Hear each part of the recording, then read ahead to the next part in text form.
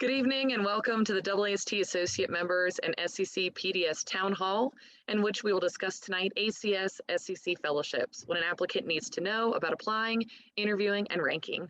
My name is Julia Coleman. I'm a PGY6 General Surgery resident at University of Colorado, and I serve on the AAST Associate Member Council as the Communications and Social Media Chair.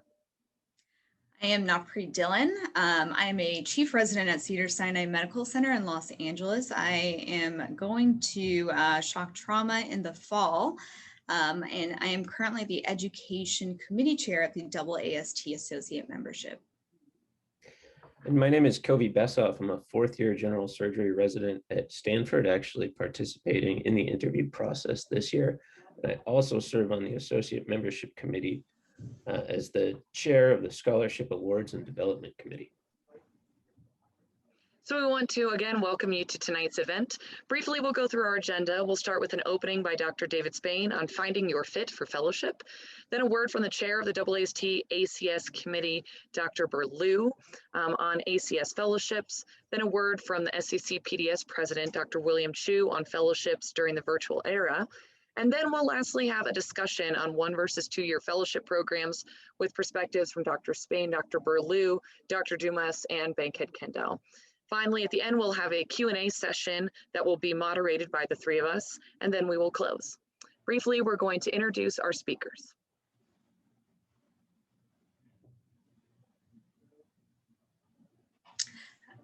Dr. Spain is the David L. Gregg Professor and Chief of Acute Care Surgery at Stanford. He also serves as the Program Director of the General Surgery Program. Many of you may know him as the AAST President. Really briefly, Dr. Spain received his bachelor's at Michigan State. He obtained his medical degree at Wayne State and then went to residency at Robert Wood Johnson. He pursued his fellowship at University of Louisville. His research interests include trauma, surgical critical care, assessment of trauma system performance, and PTSD following critical illness and injury.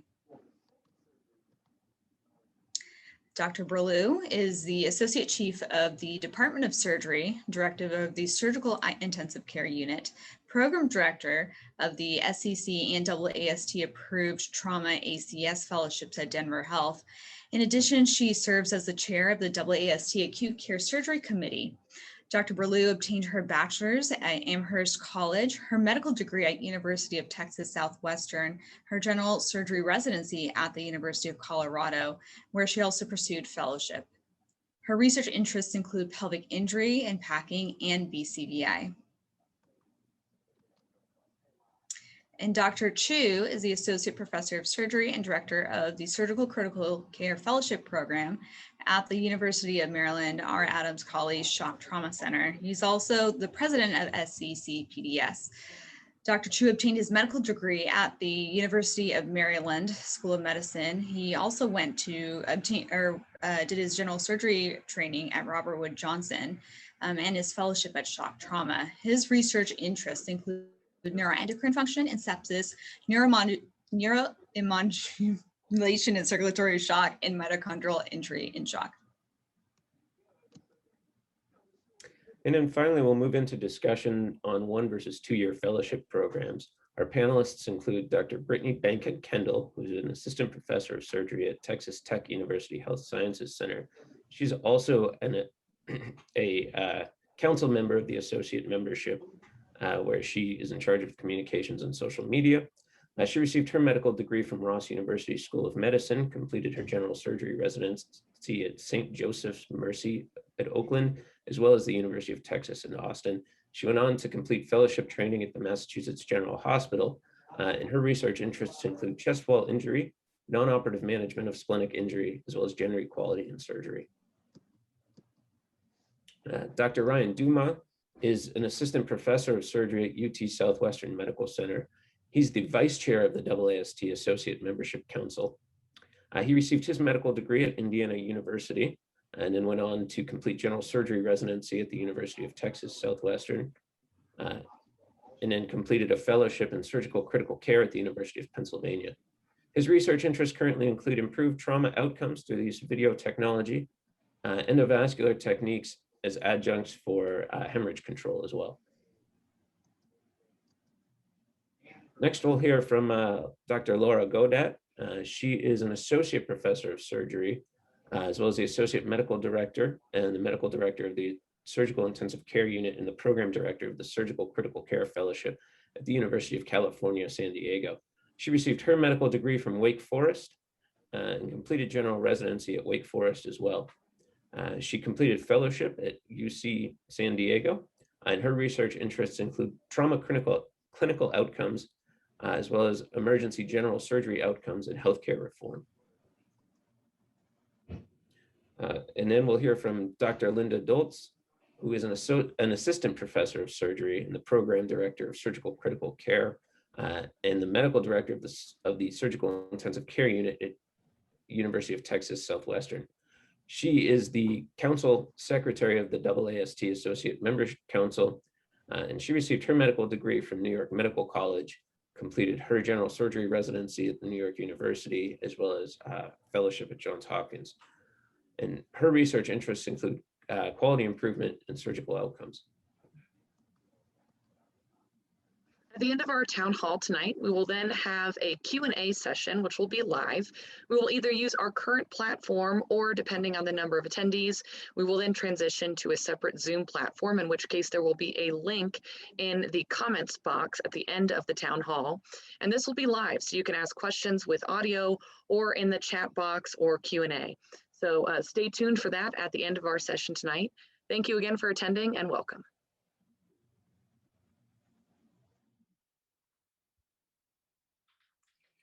Oh, I'd like to thank everybody for joining the town hall meeting between the AAST Associate Members and the Surgical Critical Care Program Director Society.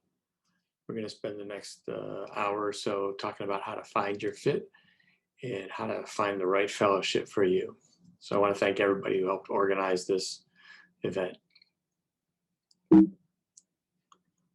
So finding your fit. There are a lot of programs out there. If you track over the last 15 years, there's been a significant growth in the number of fellowship programs. But more importantly, the number of programs that fill is going up. So this bottom red line is the number of programs. And you can see we started out with about 50 programs. Or I'm sorry, we started off with about 70 programs. We're now up to about 140 programs here. But more importantly, we went from about 50% of programs filling this last year to almost 95% of programs filling. So we've had a significant increase in the number of programs and spots, but also a significant increase in the number of spots filled. So again, interest in the field is growing. We had about 58 applicants for surgical critical care training in 2015. 15 years later, we've now got about 250 or 60 people applying. And as you can see, the number of positions and the number of matched fellows is close to getting to 1-to-1. So if you look at these numbers, this is pretty much 1 out of every 6 general surgery residents are going into surgical critical care fellowship training positions right now. So there's been a tremendous growth in interest in people entering the field. So what's driving this? We talked about this a little while ago, and I had some thoughts. Rather than just going with whatever I thought, we actually did a survey of people like you, people who had applied to acute care surgery fellowships, surgical critical care fellowships, or trauma fellowships, and asked them why, what was bringing you to the field. And I have to say, my thoughts about what was driving this actually weren't the highest rated ones. So if you look here, what really was interesting people and pulling them into the field was the ability to take care of a complex, sick set of patients. And so developing a broad skill set, enjoying complex problem solving, and caring for the sickest patients in the hospital were really the main things that interested people in pursuing additional training, surgical critical care or acute care surgery.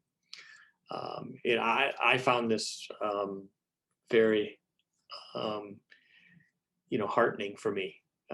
Still that idea that want to take care of the sickest patients, take on the hardest challenge, was really, really good news to me. I thought, lifestyle issues and schedule things might be more important, and they really weren't.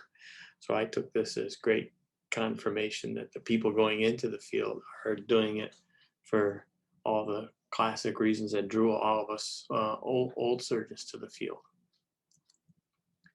So again, there are a lot of programs out there. There's 1-year surgical critical care fellowships. There are 2-year programs.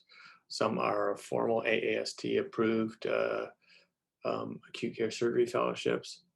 There are some that are the traditional trauma fellowships. There are some that are variable, where they allow the second year to be structured to meet your needs. Do you want to spend more time in that second year developing your research skills? Do you want to learn some administrative stuff so you can position yourself to be a trauma medical director someday? Or do you just want to strengthen your clinical care and teaching skills? So there's every kind of program out there. Question is figuring out which one works best for you. So again, there are different types of hospitals. So most of them are, a lot of them are in academic medical centers, sort of tertiary care centers. There may be some that are more trauma dominant, like a county hospital or a city hospital. And there may be combinations where people use several hospitals. So maybe a university hospital and a VA, or university hospital and a county hospital. And then there's locations, sort of, it could be urban, suburban, a community hospital, and every geographic location in the U.S. you could want. So one of the things I would encourage you as you're looking at fellowship programs is this idea of getting uncomfortable and pushing through your limits. So we don't know what the future holds, especially in healthcare. And a lot of people get a little bit nervous about change, and that can lead to paralysis. So when you're looking at programs, I want you to look for programs that are going to push you. They're going to make you be a little uncomfortable. They're going to put you in new situations that you haven't been in before. And that'll force you to grow and allow you to thrive in any sort of location. So again, as you're looking at fellowships, start to look for places that are going to push you to learn new skills, to gain new knowledge, and really, enhance your ability to do what you want for the rest of your career. So when you're looking at programs, will this push me to learn new things, right? Patient care, how to lead a team, teaching, research, what's the new skill set you're gonna get from this program? Just don't take the easy path. So every single fellowship is different. So we're not going to have any answers for you this evening, but we can discuss which kind of questions you should be asking during this process. So every single fellowship is different. There's no such thing as a dream or perfect fellowship, but you might find a great one that will help your career. So my advice to you in this process and over the next year or so as you try to figure this out is you should be like water. So Bruce Lee says you must be shapeless, formless, like water. So when you pour water in a cup, it becomes the cup. When you pour water in a bottle, it becomes the bottle. So be like water, my friend. And what I mean by this is be adaptable. Take the situation you're in and make the most of it so you can advance your career. I look forward to all the rest of the comments from our other participants and having a great discussion to try and help you figure this out. Hi, my name is Burlew, and I would like to thank the AAST Associate Membership Group for the invitation to speak for a few minutes about AAST approved acute care surgery fellowship training, and hopefully we'll be able to provide a little bit of insight about the current evolution of the fellowships and exactly what our educational curriculum and overarching paradigm is around our two-year fellowships. So we recognize that the general training paradigm started with conversations back in the mid-2000s and was formally established in 2007. And as we all recognize, acute care surgery really encompasses the three different elements: trauma, surgical critical care, and time-sensitive general surgery. And the evolution and establishment of acute care surgery was really designed to address care for patients with emergent surgical disease, as well as you can see in the bottom graph, a concern about an anticipated workforce shortage. And so those things combined really led not only to the development of this and codification of acute care surgery, but also allowed us to evolve and design fellowship training that would go in concert with this. Our first formal fellowship training sites were approved in 2008, soon after the inception of this idea. The initial curriculum in acute care surgery really focused on rotations that provided in-depth exposure to critical areas, specifically thoracic, vascular, and hepatobiliary surgery. And the rationale behind these is that these were particular arenas that may not have been fully fleshed out when you were a general surgery resident, but were critical areas that provided additional training in complex procedures. And that by focusing on these areas, it would allow the fellow to be a more fully formed surgeon and feel more comfortable in complex cases when they began their faculty positions. We recognize, however, that even within expected rotational structure, that there was a fairly significant flexibility in how those rotations and the overall fellowship could be adopted by any individual program. And so here you can see the initial inception was to have a duration of 9 to 12 months of surgical critical care, followed by experience of 1 to 3 months in thoracic transplant or hepatobiliary, as well as vascular, in addition to 4 to 6 months of acute care surgery. And acute care surgery really spanned the gamut of trauma and emergency general surgery, as well as critical care. We recognize, however, that initial evaluation and really the initial ideas around acute care surgery would require some ongoing refinement. And so this is actually our second refinement of the acute care surgery curriculum, in which we transition from very specific rotation-based experiences in those core rotations to really having a more fluid operative curriculum that looked at the overarching experience of the fellow and lended itself towards case minimums in defined areas rather than focusing on a specific time requirement. So within each of these categories, we look to define the minimum number of exposures as well as specific organ management techniques that would enable our fellows hopefully to feel very comfortable managing the wide breadth of patients. So when we look at the categories, when we refine the operative curriculum, it really fell into these 6 categories: head and neck, thoracic, abdominal, vascular, and then management of complex trauma and complex EGS patients. And it's really important, as we have looked at these operative minimums, to make sure that we capture all index cases, so anything that fell within these categories and the specific numbers within the categories. But then also we wanted to make sure that we captured all of the fellows' cases, particularly as they look towards credentialing for their eventual jobs. We recently, in this past year, have moved our case log system to the ACG&E system. So it should be a fairly fluid transition so that the fellows are very used to this system from their residency days. In addition to having a very prescribed expectation around complex operative care of the patient, we also wanted to make sure that we supplemented the curriculum for our 2-year fellows with a variety of different educational exposures. One of the first things that we did, and this started about 4 to 6 years ago, is we developed a broad-based and fairly extensive set of education modules. We began this in vascular and thoracic surgery because we felt that was probably the arena in which our fellows might feel the weakest. And we did these in both an expanded and an abbreviated format. And for those of you that decide to do a 2-year fellowship and are AAST approved acute care surgery fellows, you'll have access to all of these education modules, and they come in a variety of formats. They're expanded as well as abbreviated formats. We're actually updating our education modules to make them more interactive and have links to different videos. And so we use these both for self-directed learning as well as use for conferences at each of our individual institutions.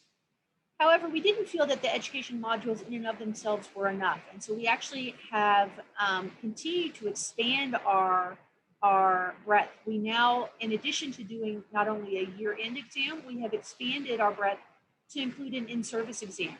And we've aligned our in-service exam with the modules and adjusted our categories of questions so that it really falls more in step with what we anticipate the fellows' educational curriculum will entail. The in-service allows the fellow to really focus on the arenas in which they need to have directed learning, additional mentorship, perhaps more exposure. And so it allows you really to have an idea of the direction that you want to help have input as far as the direction of your fellowship. It's also, I think, really important to recognize that a two-year fellowship is much more than just being in the operating room, although all of us love being in the operating room for a nice gunshot wound to the chest or a good vascular case. And so we felt that it was really important in the last several years to expand the educational offerings. Now that all of us have learned how to Zoom with the best of them, one of the greatest additions, I think, in this last year is we have started doing a Zoom meeting for all of our current fellows.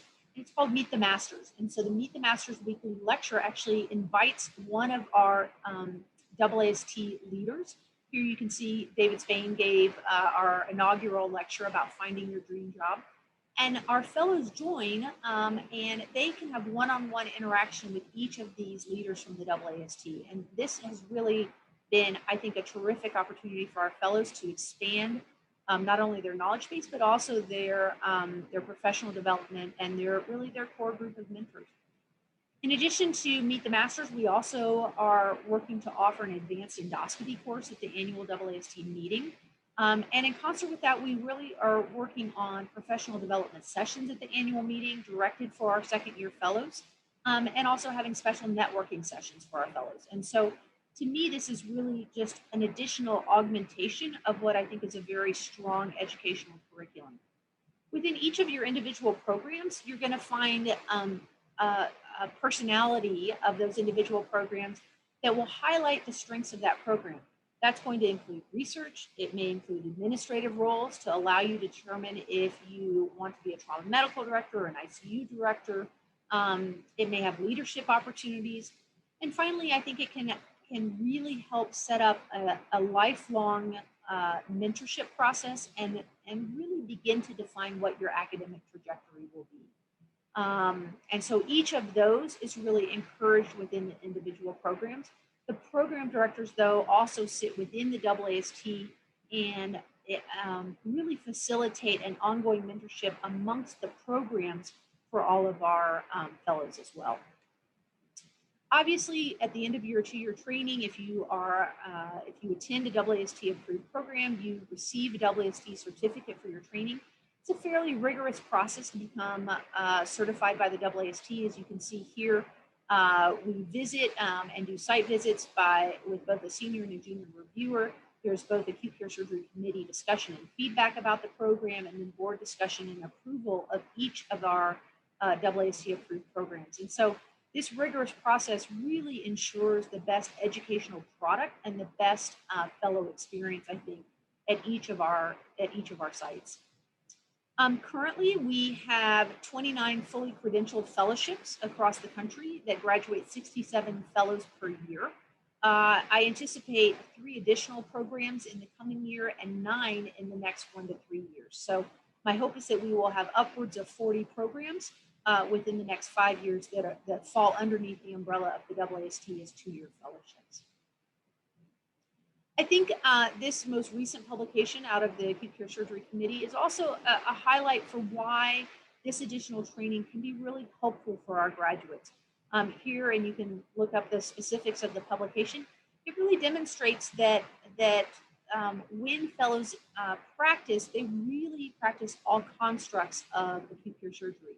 So we see that they really are fairly evenly balanced between critical care, trauma, EGS. Some do elective surgery, some do burn surgery. But as you can see, they really put their fellowship training into practice by performing those vasculothoracic complex cases, endoscopy. All of that is really part of their ongoing mix of practice.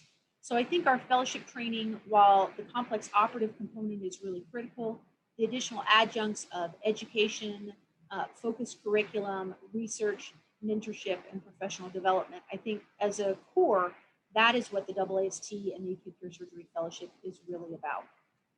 In the end, however, I think this quote from Dr. Halstead is perhaps the most reflective. Every important hospital should have on its staff of surgeons at least one who is well-trained and able to deal with any emergency. I think the goal of our 2-year fellowship training is to provide that type of experience to all of our graduates of the AAST Acute Care Surgery programs so that you feel comfortable and facile with whatever disaster happens to walk in your front door. So thank you very much, and good luck to all of you.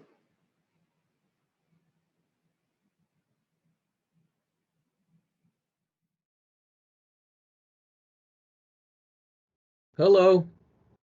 I would first like to thank Dr. Julia Coleman, the Communications Committee Chair, and the AAST Associate Member Council leadership for the invitation to this wonderful educational town hall, and Dr. Laura Godat, our Surgical Critical Care Program Director Society Communications Committee Chair, for her assistance in facilitating this collaborative effort. The topic I was assigned is applications and virtual interviews. In this brief session, I would like to review SAPIS applications, letters of recommendation, an overview of virtual interviews, how to prepare, set up, and then complete your interview. I do not have any relevant financial relationships with any commercial interest that pertains to the content of my presentation.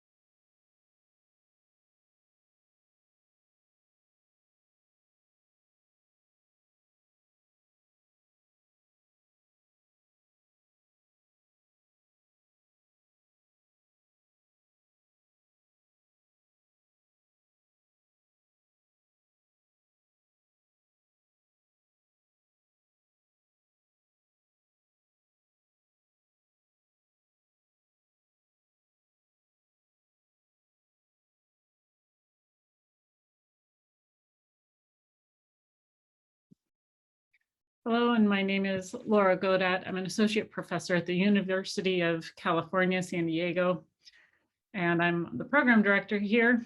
And I would like to take the opportunity to thank the AAST and SCCPDS for putting together this town hall together to help our fellowship interviewees prepare for the process. I'd like to speak for just a moment on pearls for the virtual interview process. So interviews in the era of a pandemic. Well, good news. There's decreased travel time for you, decreased expense, and the potential to interview at more places than you would have been able to previously. However, you need to be cautioned about a few things. Number one, there's different time zones. So if you're on the East Coast, be careful of those West Coast interviews. It may be a little bit harder to get to know the programs and for them to get to know you. And you also may need to clean your office a little bit. There's a lot of literature out there and people have written up the process. These are just a few references that I found on a quick Google search. There were over 140 already on surgical interviews to start. So the other thing that I will point your attention to is the AAMC has a lot of good information for medical school interviews, but this also applies to any type of interview, medical school, residency, or fellowship. So a few tips for success. You need to be prepared. There's a nice article that our friends at UT Southwestern wrote about the process, and I would like to point you in their direction. I'd also like to thank Dr. Ryan Dumas for sharing his slides with me that he used at a previous presentation and town hall for AAST on preparing for the interview process. So we'll touch on the topics of program materials, technology, the physical environment, as well as a little bit about test runs. So program materials, get to know the program you're interviewing at. Check out the program website, their digital materials, videos, and prepare questions you might want to ask in the interviews.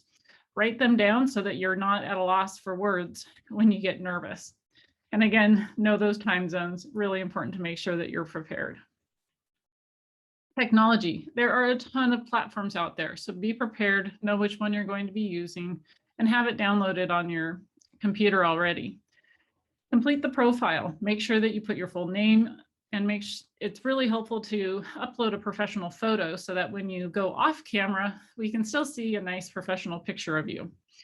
You want to make sure that you have a good internet connection, consider plugging in to a hard wire if you can, and also make sure you plug into power. You don't want to have your computer or laptop running out of power in the middle of your interview. Consider investing in a good web phone, microphone, and a forward-facing light to make sure that your lighting is good in the room you're in. Also, remember to silence ringers as well as notifications on your computer screen. Again, be prepared. It's important to have a quiet environment. Make sure that you're in a room that's going to be quiet. Try to not have dogs and other distractions in the background. You want to have a quiet background as well. So a quiet place is important, but also a quiet background. Avoid white or dark backgrounds. Careful with windows and sunlight. Try not to have too many distracting pictures or plants that people are paying attention to instead of you. And no virtual backgrounds. As Dr. Ryan Dumas recommended, it's nice that you like the Tiger King, but let's not put that on your background during an interview. And have a quiet self. You don't want somebody who's swiveling in their chair all over the place and fidgeting with their eyeglasses and touching their hair and head the whole time that you're interviewing. So make sure that you also have a quiet self. And do a test run. Make sure that your equipment works and consider a mock interview with one of your mentors. It's really important to remember that in this process, we're really just trying to get to know you, just like you want to get to know us and see if we're the program for you and if you're the candidate for us. So be friendly, though we use a little bit of caution with humor. Hand gestures are just fine, but you don't want to constantly be moving around in the background, and look directly into the camera. Try and avoid those distractions that make you look up or over or away from the camera. Keep your answers focused and really just to allow for a good conversation between you and the interviewer. And the last thing I would recommend is that make sure that you follow up with the programs that you really like. touch base with them, email them, and consider additional communications to make sure all of your questions are answered. I would like to thank you for the opportunity, and I look forward to meeting some of you in the very near future.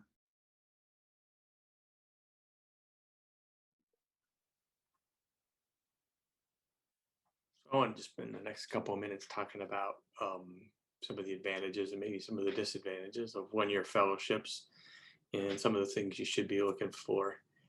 And then we'll have another perspective from Dr.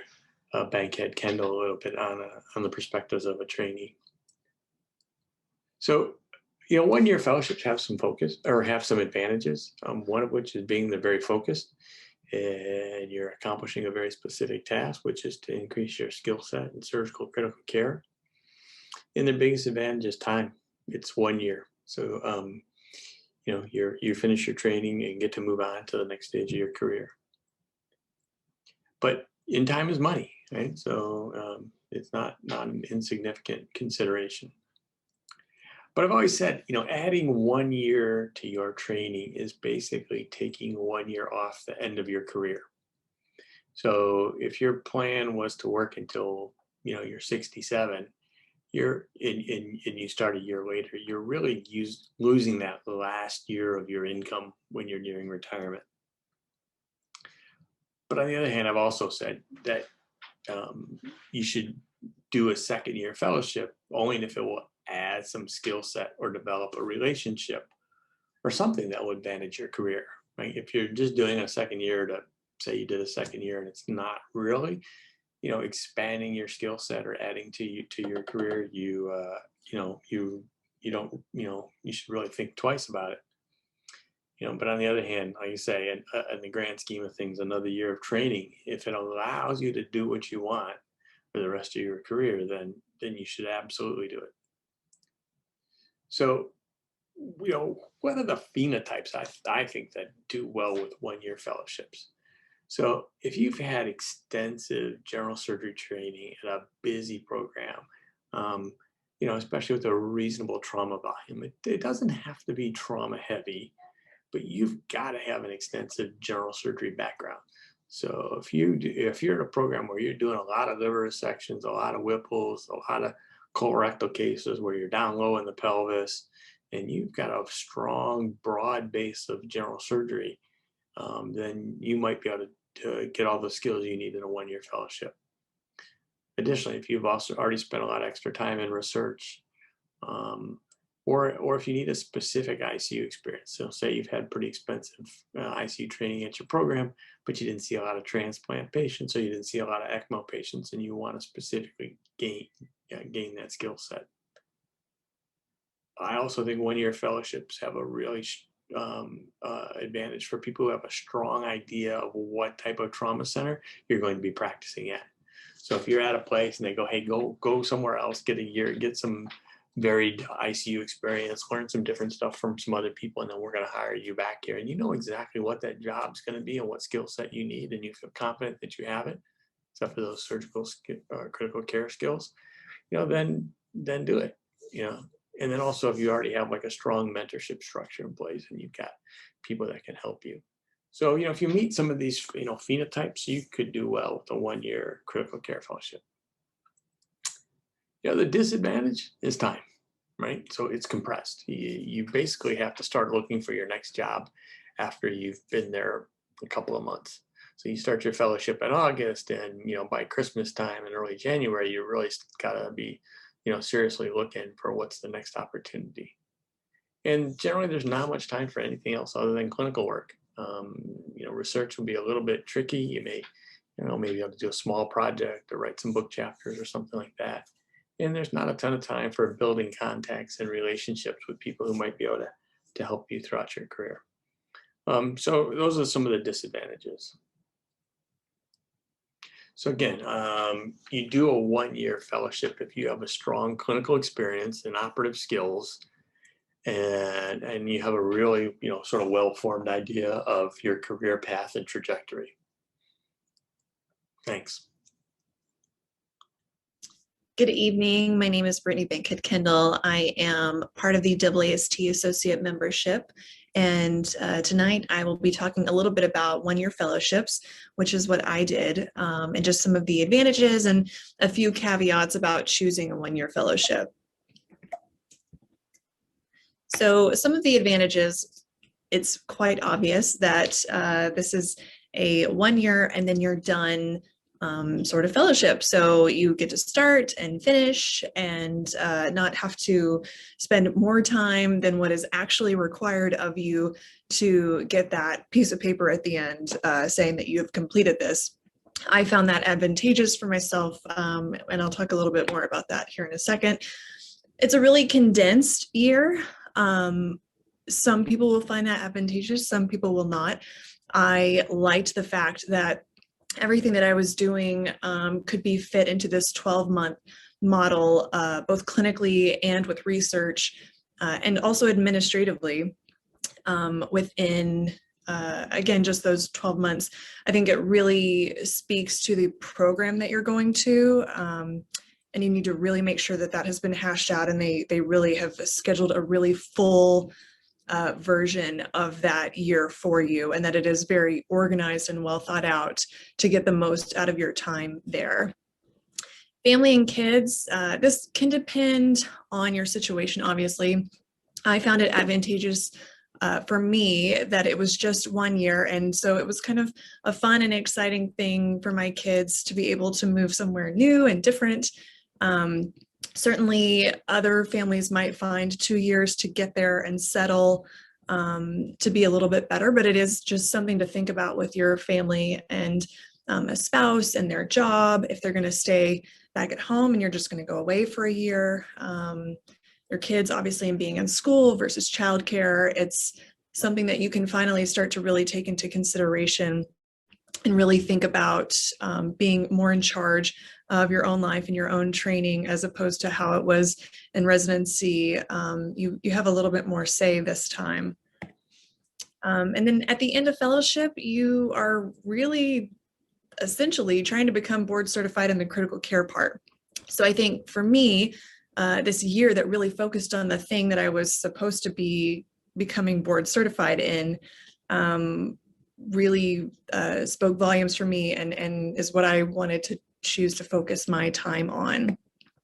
Some of the caveats to the 1 year training that I figured out kind of along the way or towards the end was that luckily I had been given this advice early on, but you really want to start kind of your fellowship before August 1st. In the spring, after you find out where you match, you want to start building those relationships with both your program director as well as other faculty so that you kind of have formed those relationships by the time you get there. I called into research meetings and attended those virtually or by phone. You want to start doing the research modules. You want to start IRBs if that's important to you.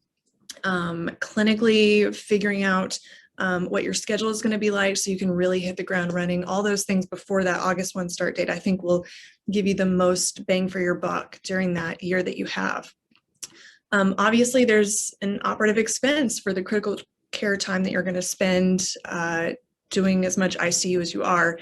And then at the end of the year, there's not going to be a buffer as a new attending. So you really need to make sure that you've got a good operative experience in residency or and trauma education as well in residency if you're going to choose that 1 year option. Also, as a new attending, you're going to have to sign on really early on in your fellowship. So kind of at the end of residency and beginning of fellowship is when I signed. And there's a lot going on in that time period. You're taking your boards, you're moving maybe across the country, you're starting a brand new job at a brand new place. And kind of right back at the beginning, like intern, you're trying to learn even just where the bathroom is. So signing on a new attending contract can kind of be a lot and is something to think about and consider. And you don't have the contacts of your new job to really help you out. So something else to think about.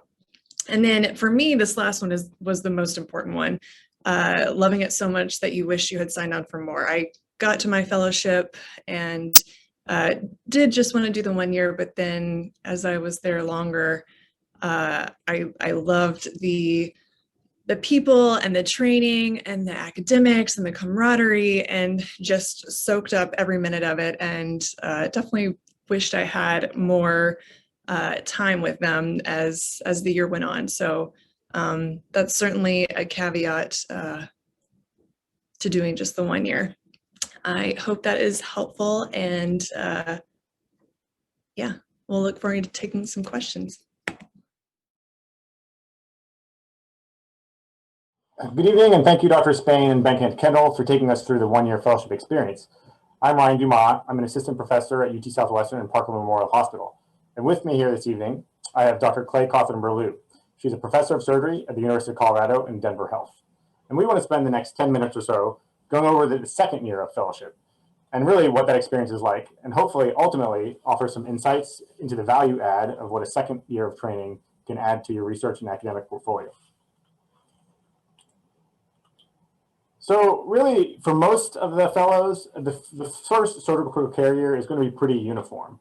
That year is going to be comprised of a lot of critical care in order to pass and sit for your boards, but also usually about 1 or 2 months of operative trauma and acute care surgery, and also usually an elective during which fellows can choose to do some advanced training in, for example, cardiac ICUs. So what are the goals then of the 2nd year of training? So I think one of the things that, as you look at a 2nd year of training, the most critical part of it probably is the advanced and complex operative cases. And the focus over the past 10 to 12 years for the 2nd year fellowship programs is one of the areas of expertise that we really need to capitalize upon. And I think all of us recognize that the experience that you have in vascular or thoracic or even complex hepatobiliary, much less trauma, is really a very different experience as a PGY7 trainee than in the main 4 years of your residency.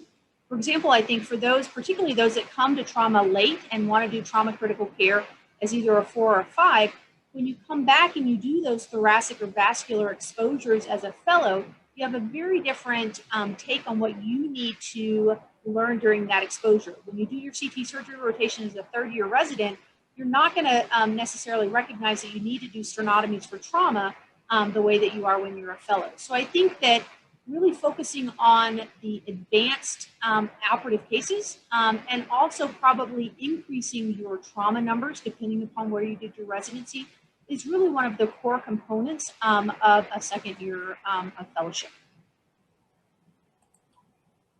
So the 2nd year can also take on a more academic focus. And for a lot of those of us that did a 2nd year, I think that is also a big part of that appeal. And so that focus can come in really several different forms. But for me, for example, it was for research. I didn't have a lot of exposure to research as a resident. Certainly, it was something that I was interested in, but never had really the time, quite frankly. And so my 2nd year afforded me the ability to build a bit of a research portfolio and develop an interest in research and learn how to navigate an IRB, for example, and learn how to navigate the research infrastructure. And that really became a big part of my 2nd year. And with that, almost hand in hand, comes networking and professional development, because I think good research is usually done in the spirit of collegiality and with good mentors. And so that then will lead itself to professional development through organizations, for example, if you have the opportunity to then present that research at national meetings. And then I think the other really important takeaway from a 2-year fellowship is that you can begin to develop your academic trajectory. And one of the best parts of it is as you begin that transition into becoming a faculty member, you as a fellow can actually start to try on different hats and figure out where you think you may want to head with your career. For example, I typically have our fellows engage in lots of different roles within the hospital. They come and they see what an ICU director does. They go to quality meetings. They attend ICU leadership meetings. They do hospital-wide quality and programmatic development. And they figure out whether or not being an ICU director might be the direction they want to head. Alternatively, they can also go and join the TMB and do QI and PI and participate in, for us, it's called Trauma Council, and do quality review. Or they can also get engaged in our pre-hospital committee and our disaster preparedness efforts. So it enables you really to start to flesh out exactly where your interests are going to lie so that you can really choose the best first job and understand which direction you think you want to head and begin to align all your committee work, your research, and even some of that networking and professional development all along a general academic trajectory. So I think it helps you refine. And I know for me personally, I wish I had had a little bit of that. Let me try on lots of different things and figure out what that best first step is when you take your first faculty appointment. So really, when Dr. Burlew and I thought about this talk, and we kind of chatted about it, one of the things that came up was really what's one of the most important questions is what's the personality of the program? And so, for me, it's sometimes hard to tease out. I think, and it ultimately becomes important because if you're going to spend a second year there, you want to make sure that personality matches with ultimately what your academic and your career goals are for that second year of training.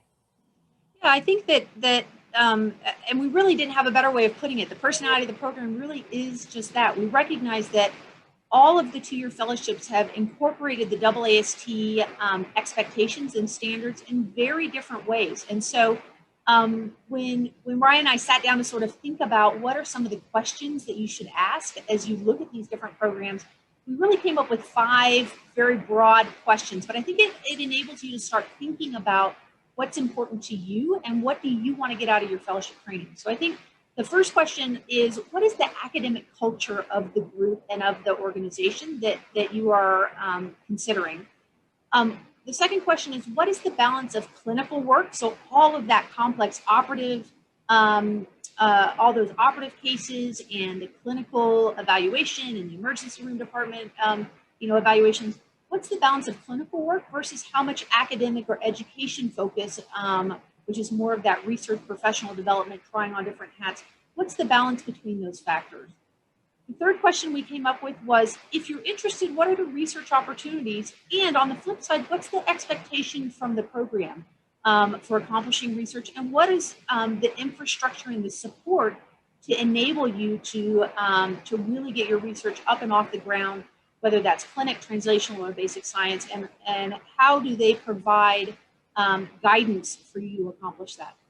The fourth question we came up with was, I think it's really important to be very granular about the operative specifics of these programs. Everyone has a very different focus, and although there are case minimums, as I've discussed, I think it's important to understand what you hope to accomplish, what do you want to augment about your own training after you finish your general surgery residency, and will the fellowship program that you hope to attend enable you to accomplish your goals about really fleshing out the operative expectations and what you have in your armamentarium as you move forward.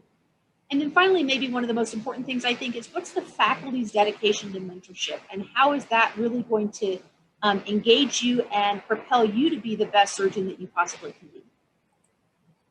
Yeah, I think that's a great point. And for me, mentorship was certainly one of the highlights of my training as a second year fellow and as a first year fellow. And really that came in 3 main flavors, and that's societal advancement, because I think it's really important in order to get plugged in and get meet the right people and learn how to navigate these societies. I think having good mentorship is just absolutely, one, it's crucial, but it's also a lot of fun, because they can help you learn how to get into these societies and how to what the strengths of each one's are. And I think this training is kind of neat. For example, robotics now is becoming more important, and maybe you want to work and do a second year and develop that practice. Rib fixation is another good example, and certainly endovascular techniques in trauma are becoming more readily accessible to acute care surgeons. And so doing some advanced training in that during a second year would really offer a skill set that few trauma surgeons currently have. And then finally, one of my co-fellows used his second year to help start and write a K award, and so that can be used with the correct membership. That time can be used to really develop that and have that as be a springboard for grants as a junior faculty. Yeah, I think all of these are really, really important adjuncts that you can accomplish when you perform a real a real analysis of what you hope to attain during your fellowship years, if that 1 versus 2 year opportunity is best for what you really want to achieve. So in any case, hopefully this few minutes has provided a few points of insight, a few questions to ask yourself and to ask those that you interview with as you start your pathway to becoming one of us. Yeah, we thank you for joining us. And again, Dr. Burlew, thank you so much for your time and for joining us for this webinar. Absolutely. I would like to thank Julia Coleman for helping to coordinate this town hall with AAST and SCCPDS to help fellowship applicants out with what they need to know about applying, interviewing, and ranking. And what our topic is on is entitled, Is There a Middle Ground Considering Program Fit Over Format? I'm Dr. Laura Godat. I'm at the University of California, San Diego, and I'm the program director for our institution. And this is? Hi, I'm Linda Dultz. I am one of the assistant professors of trauma, surgery, general surgery, and critical care at UT Southwestern Medical Center and Parkland Hospital. Also the program director of our critical care fellowship. Okay, so we will get started. All right, so first and foremost, I think it's important that we just put out a quick disclaimer. You know, what we say is not set in stone at all. These are strictly our opinions. And, you know, yes, we are a part of the SCCPDS and we do run fellowship programs.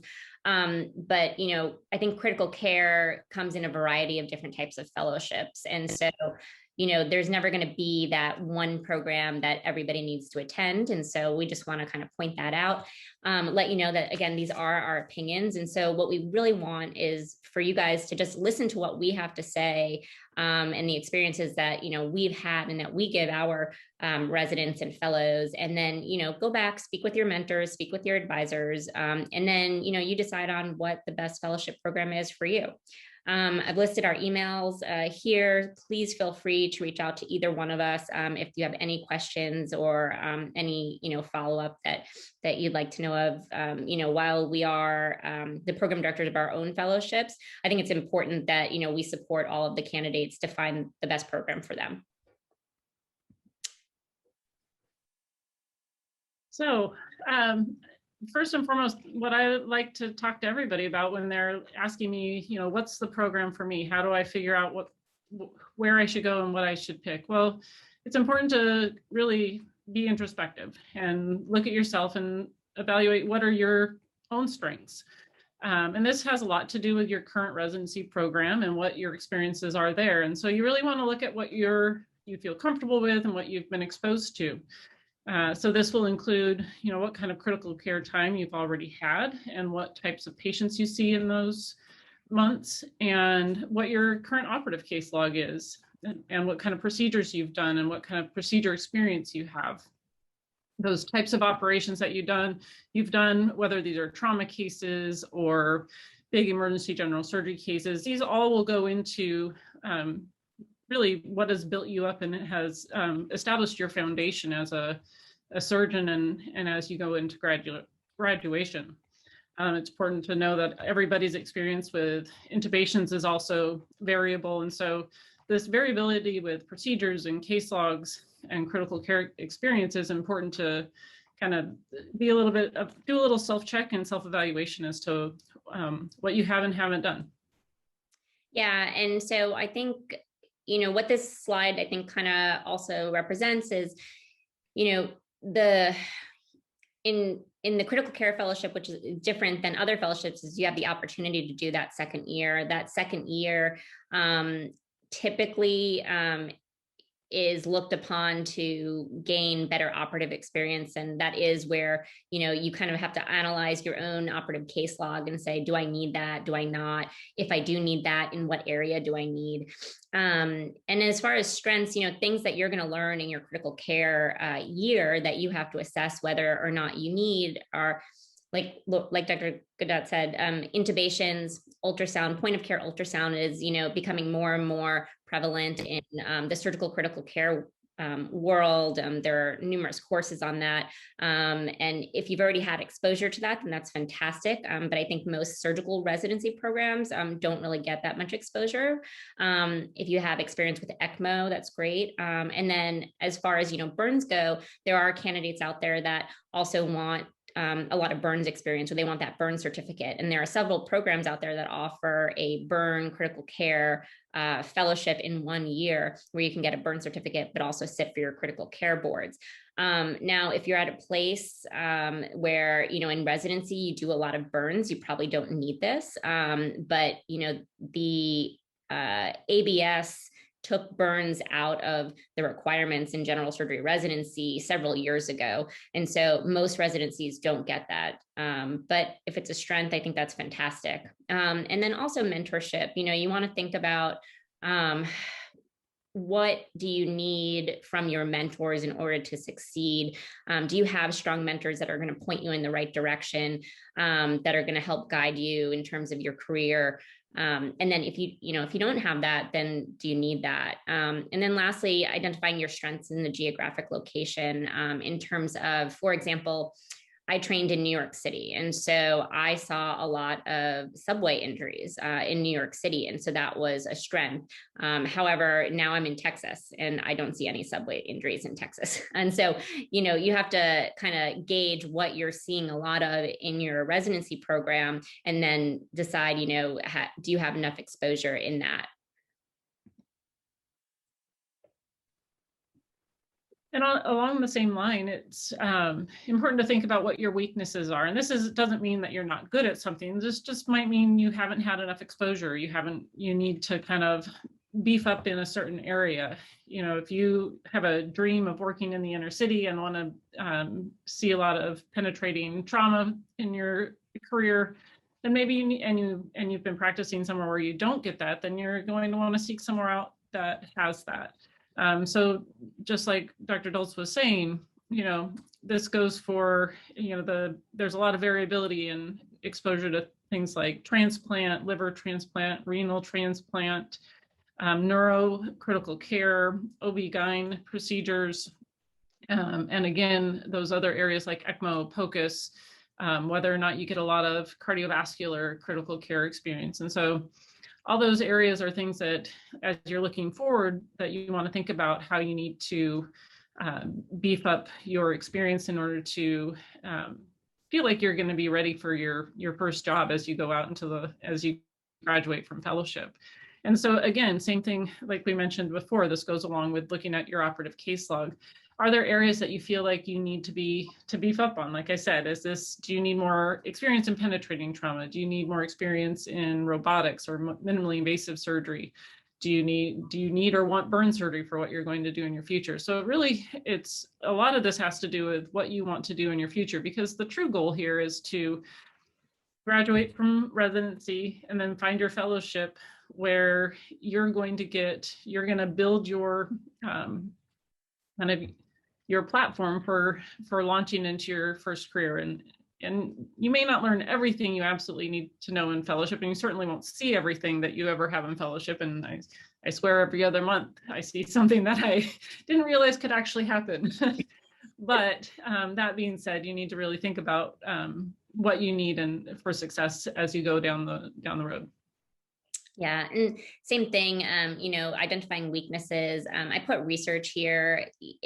Some people do 2 years of research and feel fairly confident when they come out. But if you're at a program and you haven't had the opportunity to do research, and if this is something you're interested in, then, you want to be looking at a program that can provide research for you, but not just, some retrospective reviews or case reports, some, outcomes research or translational research. If you are doing 2 years, potentially there's an opportunity for basic science research, how to write grants. Some fellows I know have used that second year to gather enough data in order to apply for a K award for their first job coming out. And so, if you potentially need this, then this would be a great time to do this in your fellowship. And then the same thing for mentorship, like we already talked about. I think your mentors in residency and fellowship are really going to be critical in terms of, finding out or helping you, get your first job, setting up your career. I still call all of my mentors on a fairly decent basis for advice all the time. And I think that these people are going to be really important. So you want to think about that too when you're applying for a fellowship. Absolutely. I think as we all go through this process of being a residency, fellowship, and really any interactions we have, we go on and we continue to build our board of mentors. And we have mentors that serve different purposes in our lives, whether it's research or personal or academic achievement and advancement. These are all important people in our lives. So along those lines as well, it's important to think about, what do you want? What are your goals? What is your 1 year plan or maybe 2 year plan, depending on what kind of fellowship you're looking at.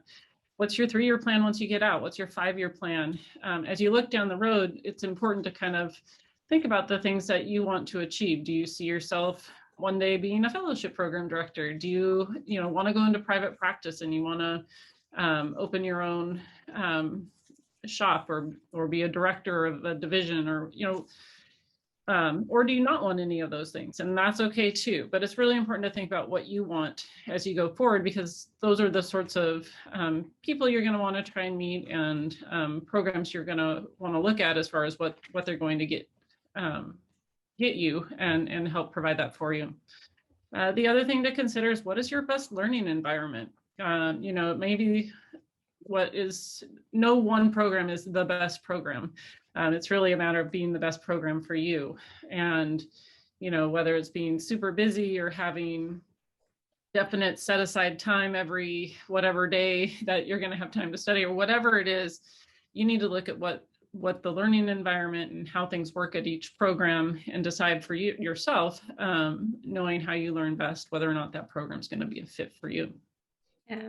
And these last 2 points, I think, what are your restrictions, and how do you evaluate yourself? I think that, the most important takeaway point here is just being honest with yourself. Saying, do I have family restrictions? Do I have, time allocation restrictions? Do I have to be in a certain place? I think that these are all just really valuable things to, sit down and say, these are actual, limitations. I have to address these and acknowledge them, and then, go from there, really.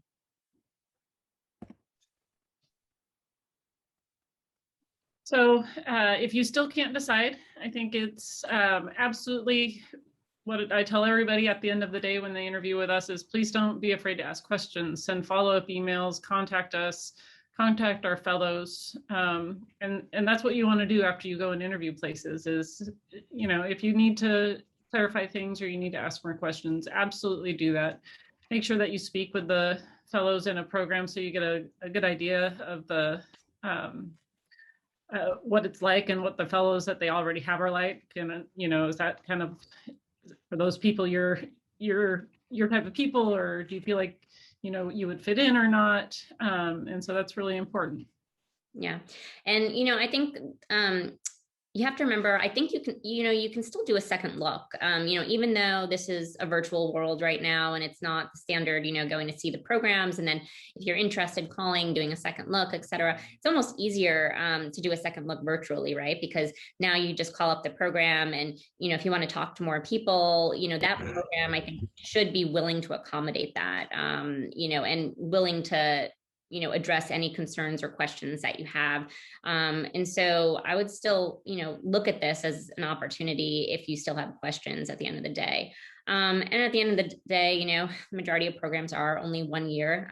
You can get through anything in 1 year. It's like saying, when you are in residency, or when you are in residency and you're having month-long rotations and you're like, I can do anything for a month.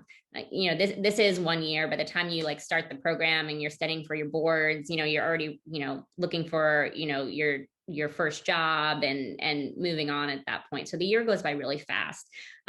So even if you end up not matching in the exact program that you want, it's not the end of the world. Most programs are going to offer, similar experiences, and you'll get where you need to go. I don't know if you have any other comments. No, absolutely. I think those are all great comments, and I just want to thank everybody for your attention. I look forward to any follow-up questions as we move into the panel discussions. Right. Thank you. I've got a couple questions that were actually sent to me in advance, but I want you all to feel free to put questions into the chat box on the side or the Q&A box, as well as raise your hand. Any of those mechanisms will allow us to be flagged for answering questions, and then I will allow the panelists to answer as they feel compelled. So the first question that has popped up in the Q&A panel is, does AAST have a mentorship program?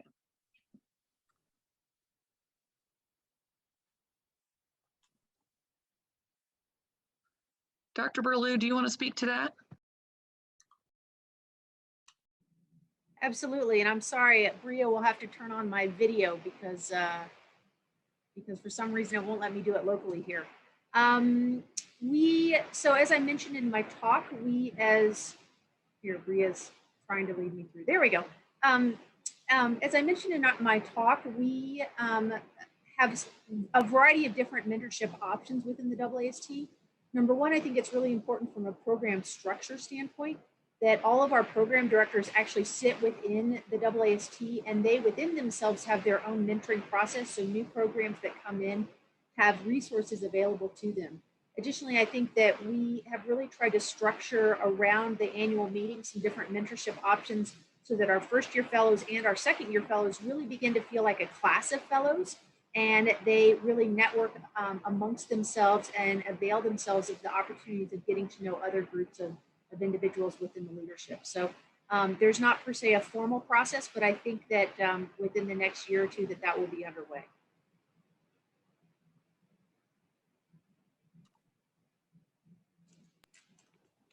Thank you, Dr. Burlew. Next question on the Q&A is, what should we do if a program is only offering in-person interviews?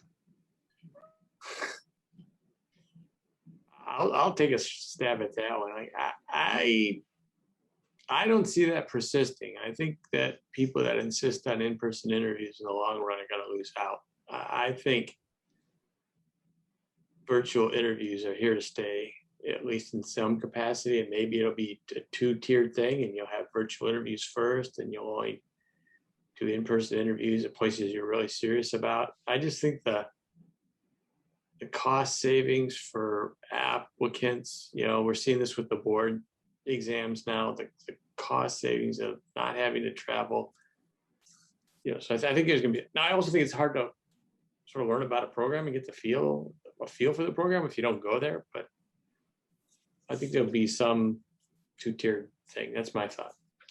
Yeah, I think that, as Dr. Spain points out, I think that we at the board level, and also I don't see Bill Chiu actually on the call, but at the SCCPDS level, are having this conversation about what version of reality, now that we've done so much virtually, should we continue to be all virtual? Should we do a first pass virtual and then do in person? But we recognize that all of that travel is timely and expensive for candidates. So I think all we as the leadership are trying to figure out what the right answer is as well. There's a question, and I'll direct this to Dr. Godat as a program director as you're going through applications.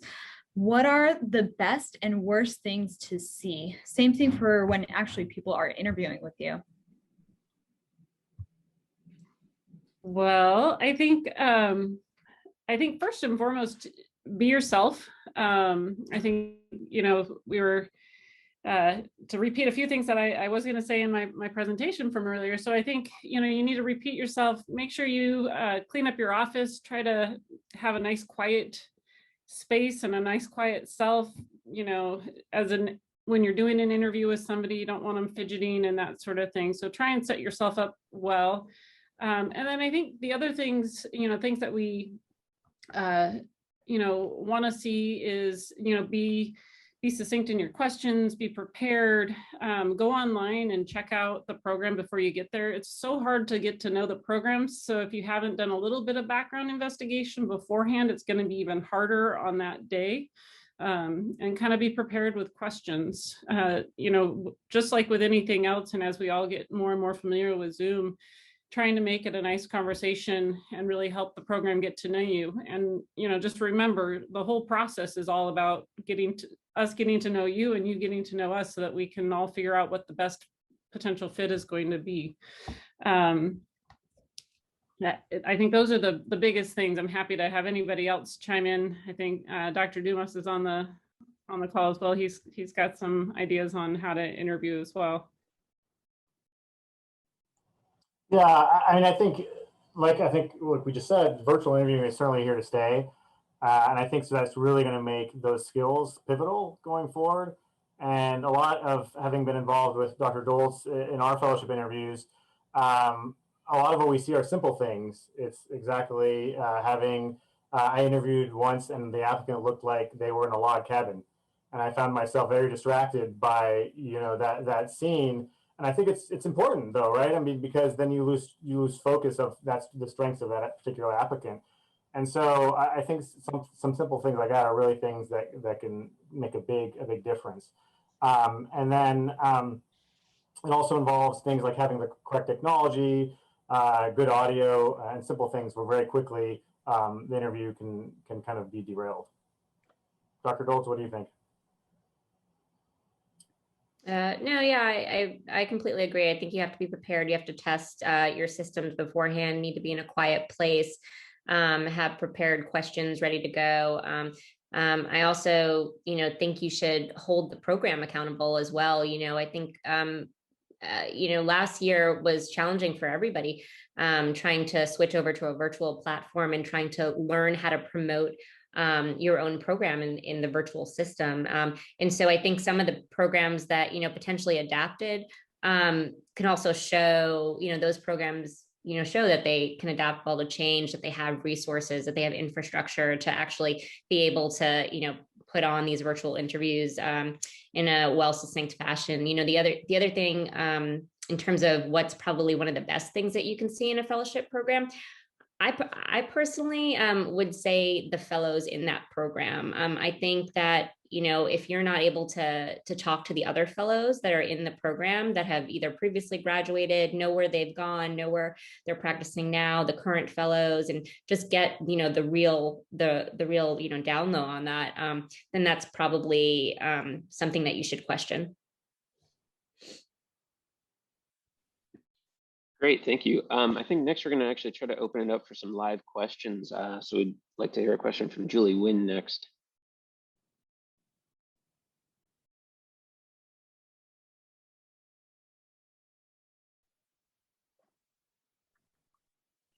And Dr. Wynn, make sure when you're promoted to ask a question that you just unmute yourself and feel free as well to share your video.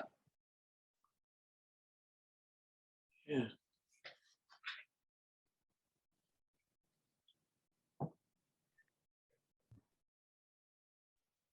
Dr. Wynn, it looks like you are unmuted. Feel free to go live. There we go.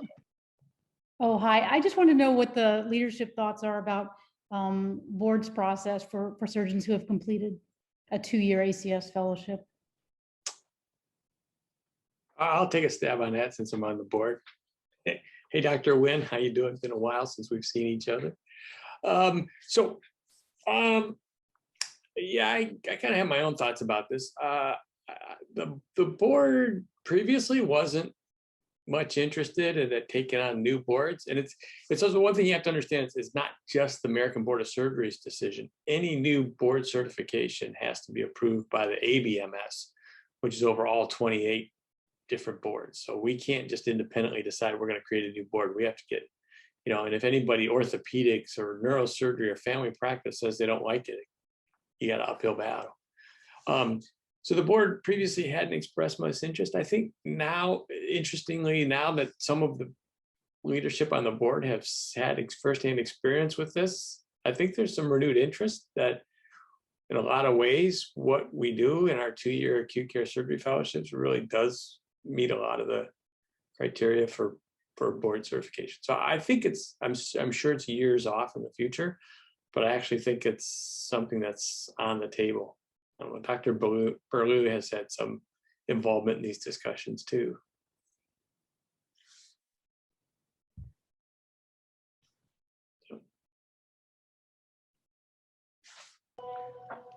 Okay, I believe our next question also is going to be asked live, and this one will be coming from Dr. Dmitry Rybitsky. I hope I'm saying that right.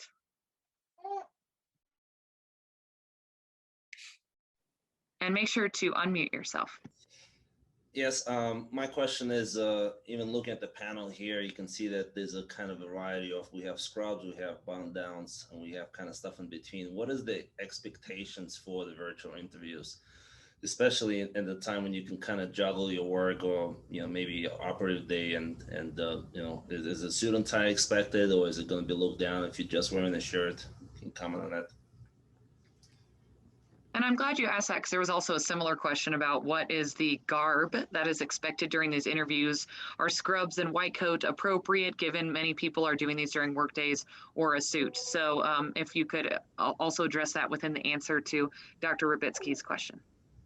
I guess my response would, if you were in person, would you show up in the scrubs and a white coat? And I think the answer to that is no. And I do understand that there's some, you know, informality associated with virtual interviewing, but you know, don't forget, you're still interviewing with future colleagues, future partners, and it's a small world. And I think, you know, you have one shot in a virtual interview to give a lasting impression on that group of physicians. And so shirt and tie, suit and tie, and, you know, every time. I think, and same rules apply. You know, I wouldn't do it in a pink tie for you know, I think I would use the muted colors and use kind of your judgment. But remember, I would apply the same formality as for a live interview. Thank you. Yeah, I would be okay with a pink tie. I think that's okay, but it's hard to overdress, right? I mean, I suppose if you showed up for your interview in a tuxedo or a ball gown or something, that might be overkill. But it's kind of hard to overdress. But again, I think if a program is okay with it, then they should tell you that, right? You know, I interviewed somebody for a faculty position yesterday, and you know, he was in scrubs and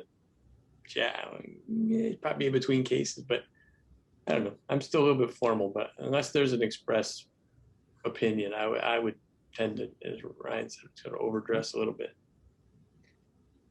I totally agree. You're interviewing for a job. I interviewed somebody for a position who was wearing a tank top, and you could tell they had just got done working out, and they definitely did not get the job. I mean, you're interviewing for a job, you're interviewing for your future mentors and people you want to interact with. So I think present yourself that way.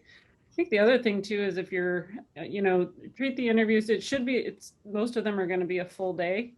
And in order to get yourself in a space that's going to be quiet enough that you can actually do that, you're going to need to be able to set aside that time to do, or it'll be a full day or a half day, but you know, to really be able to concentrate on that, make sure you're in a quiet spot and that you don't have, you know, construction next door or the dog out back, or, you know, something else going on, or, you know, being in your shared office with other residents might be a little distracting too. So thank you. Yeah, and we can even though the videos weren't able to be shown, there's probably a way for us to have the videos uploaded onto our website, and so you guys can have that as a resource, I think, you know, for interviewing. Yes, and we will make sure that all of the videos, including Dr. Chiu's, will be compiled and archived online. So we'll make sure that that email is sent out as well. There's a question from Dr. Black, and I think Dr. Burlew, given that you've given your talk on the AAST fellowships, this might be a good question for you. The question is a 2-year program that is not AAST approved worth it? Ooh, putting me seriously on the spot. I don't know about that. I believe, to my knowledge, that there is only maybe 1 or 2 remaining 2-year fellowships that are not under the AAST umbrella. And I believe that both of those fellowships are going to be under the AAST umbrella in the next year. So I think that, as Dr. Spain really pointed out very nicely in his introductory talk, you need to find the right fit for you. I clearly have an overwhelming bias as chair of the Acute Care Surgery Committee and having grown up in the AAST and having a 2-year AAST approved fellowship. So everyone knows what my bias is and what I think, for me personally, that training looks like.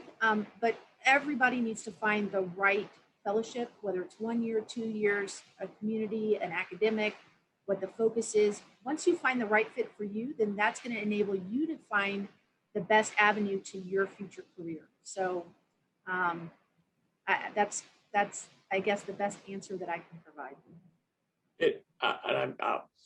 I'll chime in on this as well. So obviously we support this idea, right? We're like, you know, I've been at this from day zero on this whole thing, right?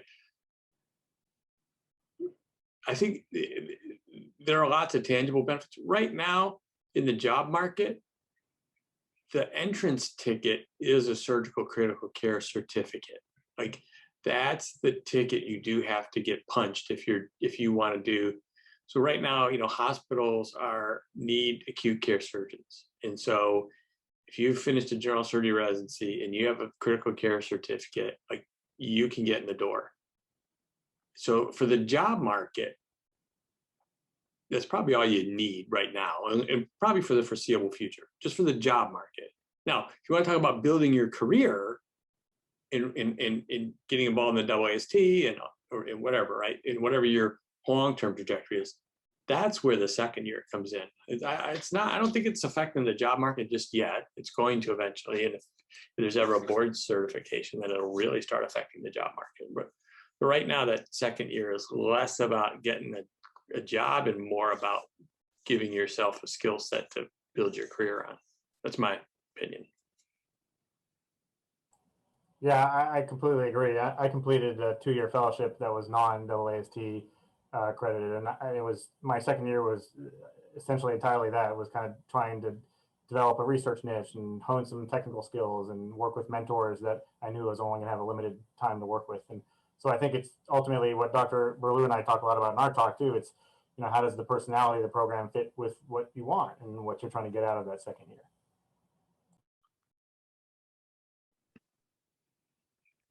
Yeah, I think the other comment I have is, you know, the majority of programs that are out there are 1-year programs. And so the majority of applicants will match into 1-year programs. There's far more of them than there are 2-year programs. But again, it's all about fit and function for what you need for your career and what you're looking for, and thinking about your goals going forward. Yeah, if I could also, I obviously we talked a lot about this in the talks, but I don't want people to kind of come away thinking that, you know, if they don't get into, you know, a AAST accredited fellowship, because those are much less, you know, there are less number of spots than applicants. And so if you don't get into that, then, you know, your career will not move forward. That's, you know, not really the idea behind it. You know, the AAST accredited fellowship, I think, is fantastic. And I think offers, you know, everything that Dr. Burlew said. I kind of think of it also as if you want to, you know, potentially be that level 1 academic, you know, center where you are seeing those, you know, complex cases and whatnot, then I think it is probably a good idea to complete some type of second year fellowship. And like Dr. Dumas and others were saying, you know, whether it's you want to improve your networking, mentorship, research skills, whatever it is that you are weak in, that you want to hone, then that's probably what you need to focus on. And for the majority of people, it's going to be the operative skill set, because operative penetrating trauma just isn't there anymore. And so that's really, you know, the goal of it. But, you know, if you're going to be out in the community at a level 3 and a level 2 center, the reality is you're going to be transferring a lot of those patients out, or you're going to be calling somebody else. And so you're likely not going to be dealing with those cases regardless. So I don't think people should panic per se if, you know, you don't complete that and then you want to go out into the community and, you know, work at like a level 3 center and, you know, do critical care. I'll speak a little bit to the 1 year versus 2 year as well. I chose a 1 year for some of the reasons mentioned here, but also from a family standpoint. For me, that was a big determining factor for me in moving my kids for 1 year versus 2 years at this point in life weighed a little more heavily than it did for residency. I felt like my 1 year, I wanted to be very, very academic. I wanted to go and do a lot of research and make a lot of connections. And so I chose a place specifically for that. And I wanted to get out of my kind of Southern bubble and learn things a totally new and different way. So I went to the Northeast and learned it a totally different way. That being said, I still ranked in my top 3 places. The first one was a 1-year, but the next 2 were 2-year programs. So I was less interested in the 1 versus 2 year and more about program fit and how that was going to afford me the career that I saw moving forward. And also, very importantly, the mentorship that I thought I would get at that institution. So that's a little bit of my plug for why I chose a 1-year. I wanted something very academic. I wanted a really heavy critical care year. I love critical care, and I wanted to delve completely into that. And I felt like I had a good operative experience in residency. So that's why I chose it. Yeah, I had this in my talk that you all can watch later, but I think if the 1-year fellowship sort of fits well for somebody who, if you have a really strong general surgery training, you did a ton of operating as a resident, especially if you're in a very trauma heavy program. So, UT Southwestern in Dallas or USC or Denver, like if so if you train in one of those programs and you're really confident in your general surgery and your trauma operative skills, you've done some research time, then do 1 year. You can do 1 year and still have a great career. And if you have, considerations like, Dr. Bankhead-Kendall said, right? Like, there's family things, it's money, right? Now, on the other hand, I've always said adding 1 year onto your training is like retiring a year early. So, if you do an extra year of training, if you want to make the same amount of money in your career, then you got to work to 68 instead of 67. So, if you think about it, it's the end of your career that you're talking about. And I know it's hard to think that way when you're like 34 and you're in debt and you want to get on with life. But if that extra year allows you to have the career you want, then you should do it. But it has to give you some new skill set or help your career somehow. Excellent. I think switching gears a little bit here, there's a question from Dr. Martin, who was hoping to hear about thoughts on the new ABS certificate in neurocritical care that's being offered, as well as adjusting fellowships to qualify graduates in order to apply for it. All right, I'll take that one and then I'll be quiet. So there's a process now through the American Board of Anesthesia where you can sort of grandparent in and get a neurocritical care certificate. It's only open for like 6 years, and the test is only offered every other year. And so it's being offered this year. So if you didn't sign up already, you missed it and you got to wait 2 years. It is really designed for people who are doing really neurocritical care. So taking care of strokes and all that kind of stuff. It's really not designed for like those of us who take care of head injury patients. So I think there's a big worry that this board certificate that the neurointensivists are going to take our head injury patients away. And I don't think that's going to happen just because of the COT requirements we have. So if you have a real interest, you can look into it. There's a grandparenting pathway. You have to document how much time you do taking care of patients. But again, unless you're really, really into it and want to work in a neuro ICU and take care of stroke and seizure and myasthenia gravis patients, I don't think it's necessary.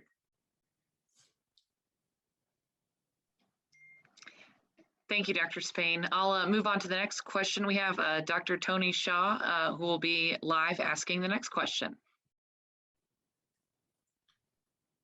Awesome. Good evening, and thanks for hosting this. My question, now that we're in the virtual world, will programs allow or provide the opportunity for applicants to come visit the program, maybe see some action or see some fellows in action and meet the rest of the faculty?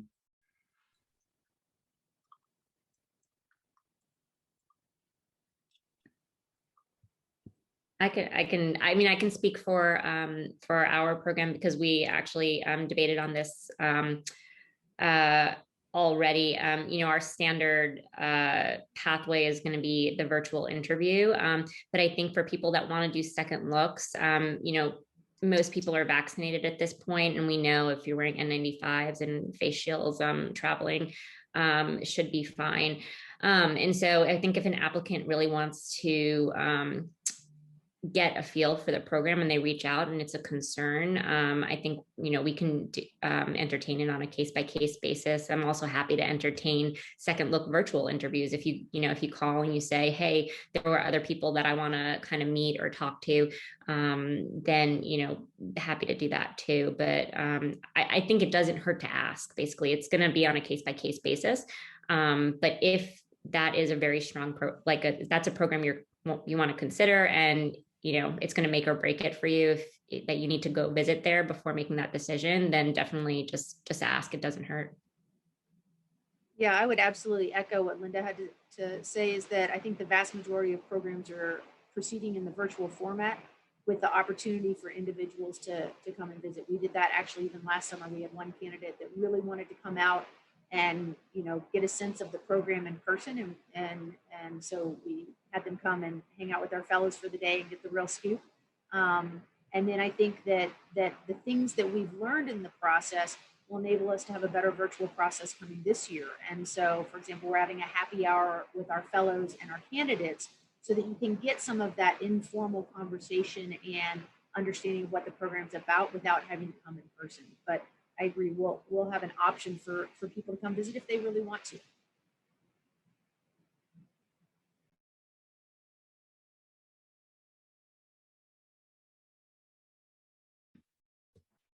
If anyone has any further questions, please go ahead and type that in the chat. I want to turn around and ask Tony a question. Bring him back. How do the residents feel about this? Like, right? Like, how do you, I really struggled with the medical students. I think it's hard for, 25, 26-year-old medical student. Like, at least as a PGY 4 or 5, you guys have some experience, but I don't know, how is it for you guys trying to sort out what's a program like when you haven't been there? I think it's tough. This year I was involved in general residency interviews at my program, and it is definitely tough. And we, in our program at least, encourage people to come for second looks if they were interested. And we definitely considered those applicants higher who showed interest and who took the initiative to come.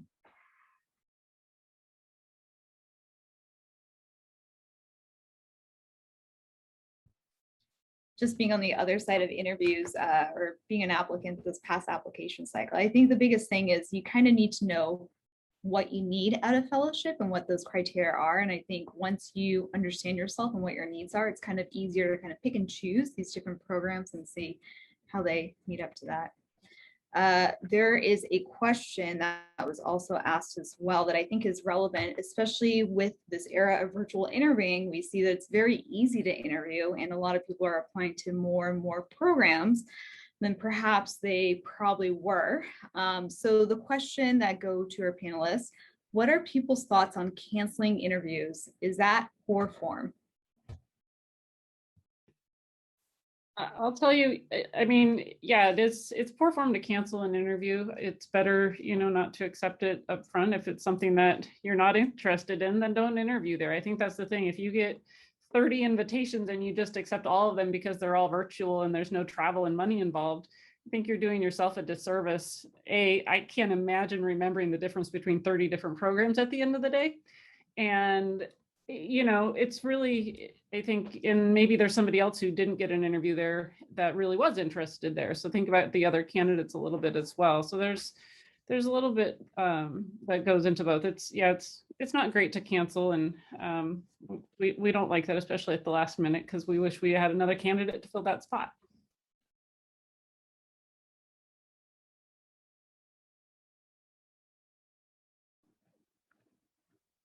Thank you so much again to all the panelists. I think so far we have addressed all of the questions that have come up in the Q&A and chat box.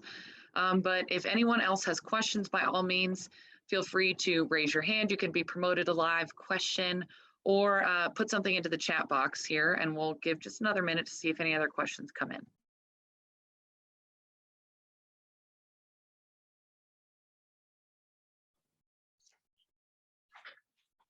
Oh man, can we keep, I'll start asking the panelists questions. How about that? All right, first of all, Dr. Coleman, hold up your baby. Let's see the face. I am trying to multitask because my spouse is at work, so everyone can meet Norman Ray. Oh my God. He's absolutely the cutest thing ever. I can attest. Oh my That's God. why I have my background as it is. I'm in my baby room, and so I apologize for the baby shrieks in the background, but this is just what you have to do when you're multitasking. All right, so look, as the oldest person by far on this call, like, you know, this is like, yeah, I think this is awesome, right? We need to just like, this is normal life. We just need to normalize all this stuff. Like, you know, shit happens, just deal with it. Videos don't work. Babies need to be fed. Husband's got to go to work. Like, we just need to normalize life. So I think this is awesome. I'm like, it's great. Thank you. Thank you. So, great. So, all right. So, Dr. Dhillon, I'm gonna ask questions. We got a few minutes here. So, I feel like I'm on the hot seat. Why not? So, all right. So you went through virtual. So you went through virtual interviewing, and you know, and you're like moving across the country. So, how'd you sort that out? So I think I kind of knew again what I wanted out of fellowship. You know, being in my program, I'm very grateful with the emergency general surgery experience that I've had, the critical care. So for me, it was really the operative trauma that I wanted. And I think the other piece of advice is kind of getting, I think interview day in itself wasn't, and I think in some programs it was helpful, some programs not so much, but really just talking to people. And also I think, you know, trauma surgeons, everyone has a lot of opinions and very strong opinions. The issue is just a matter of who you listen to and who you don't listen to. So again, understanding who you have. So I certainly asked former residents that went through my program who had the same level of training that I went through and kind of getting their thoughts and what they had heard and what they didn't hear. So I'm not gonna lie, I think I had a lot of preformed ideas and I don't really think that interview day itself really changed things. I think I got certain vibes from people, but I don't think, to tell you the truth, that interview day really changed too much. What my thoughts were, and my rank, and I kept a running rank list. I did interview to a lot of programs. I am guilty of interview hoarding, but it didn't really change considerably throughout the process. Dr. Spain, we've had a couple other questions pop up on the Q&A, so I think if it's okay with you, we'll shift back to those for just a minute, and I'll go ahead and share the first one, which is, I think as an applicant, this has been really tough figuring out the best fit program. I'm looking for a place that will give me the clinical critical care I didn't see enough of in residency. So are there any other thoughts on how to differentiate programs over Zoom? You know, I think one of the things, and Ryan and I talk a little bit about this in our other video talk that we sort of collaborated on together.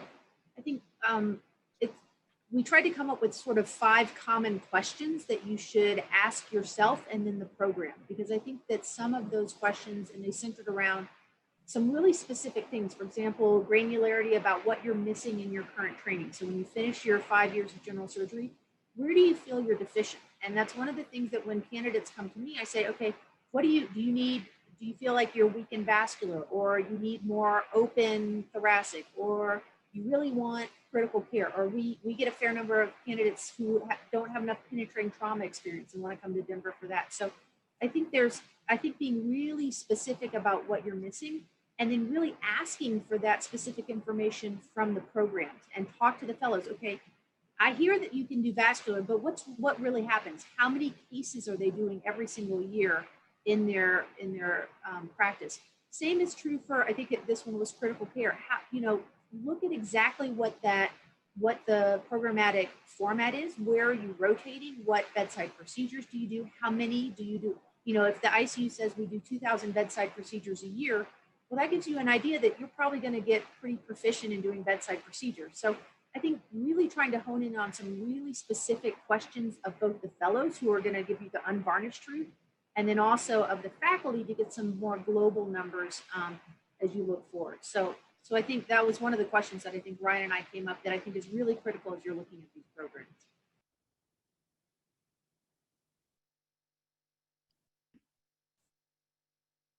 Yeah, and oh, sorry. Go ahead, Dr. Schultz, sorry. I'm sorry. I was just going to say, when Dr. Godat and I also did our talk, I mean, she basically told me about, like her,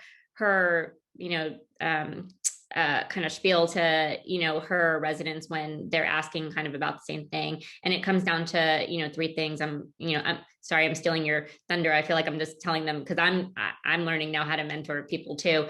But it's like, you just have to sit down and write out, what are your strengths? What are your weaknesses? And what are your goals? And the goals really, we're not talking about 10 years from now. I mean, half of us can't even get through, 1 or 2 years, or at least I can't.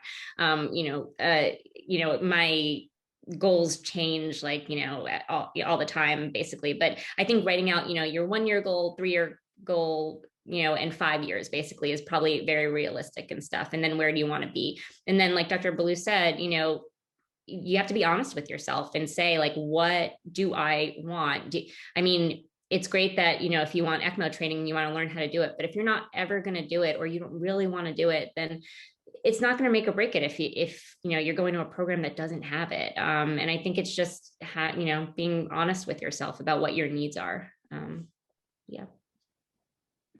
Yeah, not to belabor the point, but I went into fellowship thinking I was going to leave an ECMO expert, a CVTS expert, penetrative trauma expert, a research expert, and a critical care expert, an EGS expert. And I really quickly kind of figured out that that wasn't going to be the case. And so exactly like Dr. Dole said, I think it's really important to kind of figure out what your priorities are and what you see your career and what your goals are for the immediate, but also the 3 and 5 year plans, and try to align that fellowship to kind of meet those goals, understanding that you're probably not going to be a master of all those disciplines, and that's okay.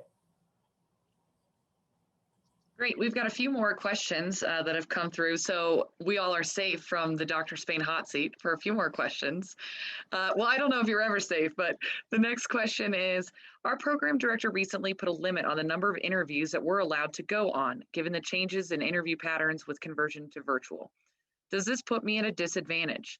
It seems like applicants are applying more broadly and are accepting more interviews than in the past when it was in person only.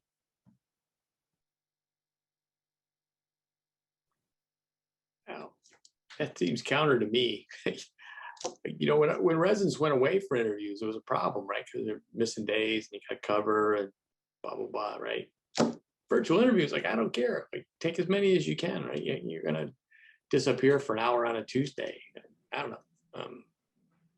I think if your program director, your general surgery program director, or whomever has limited the number that you can do, I guess my immediate thought is I sort of fall back to what I did for college, right? Which is I had sort of my dream school, my 3 or 4 dream schools, my middle of the road schools that I thought I had a pretty good chance at. And then I always had 1 or 2 safety schools. And maybe that's what you do here. If you have a limited number, it really, I guess, forces you to, again, have that self-evaluation about what you want in a program, what would meet your needs.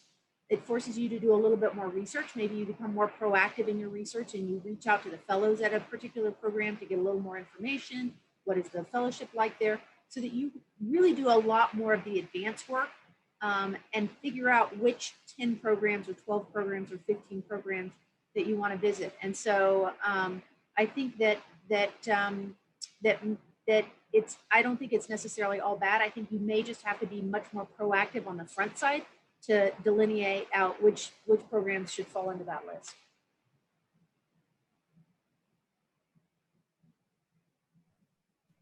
There's another question.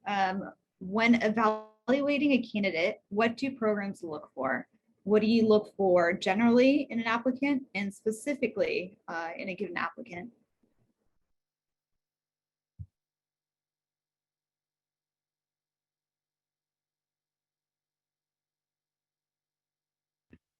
I guess I'll take a stab at that. I think in general, we're looking for somebody that we want to train and that wants to train with us. It's a relationship. It's somebody that you're going to be working with for the next year. And so you certainly want somebody who is interested in your program and feels like they're going to be in the right learning environment and feels like they're going to be, that it's a good fit for them. And so I think that's kind of the general gist of what we're trying to get at. And, I think that's also the specifics. We're looking for people who truly want to do this, who are looking to get the education. They're not just trying to check a box. They really want to be involved and be part of the team. So. Yeah, I would echo exactly what Laura had to say. I think that each program director, because you know the ins and outs and the strengths of your own program, I bet each of us looks for slightly different qualities in our candidates. I don't think it's all about scores and publications. And, there's going to be days where I read an application and it's the tenacity of the person that really speaks to me in volumes, and the engagement, or having done something different or innovative. And so I think that there can be lots of different things that pique your curiosity, that makes it that it would be a fun person to train for 2 years. It's probably unpopular, but programs do look at AppSite scores. That's so mostly on the extreme, right? I think it's the extreme. I think I would agree with you. I think if you got a 2 on your AppSite, that is concerning.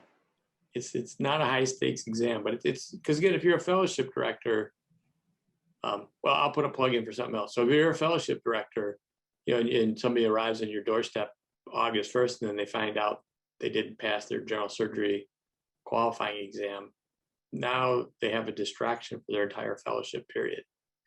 So if you see somebody that consistently scores in the single digits or teams, it's a bit of a red flag. So now, which is now a push for the American Board of Surgery, has now made it possible for you to take your qualifying exam at the end of your 4th year. And I think all surgery residents should really aim to do it, because then you get it out of your way. You can spend your chief year just operating and taking care of patients and not worrying about your general surgery written exam. Focus on thinking about patients in your certifying exam, and it's just one less thing your fellowship director has to worry about. So, great. I think this next question provides a really nice segue from that conversation to the sort of flip side, and that's many program websites are not necessarily up to date or particularly informative. What other resources are out there for applicants to find information about specific programs? And what kind of data should applicants be asking for?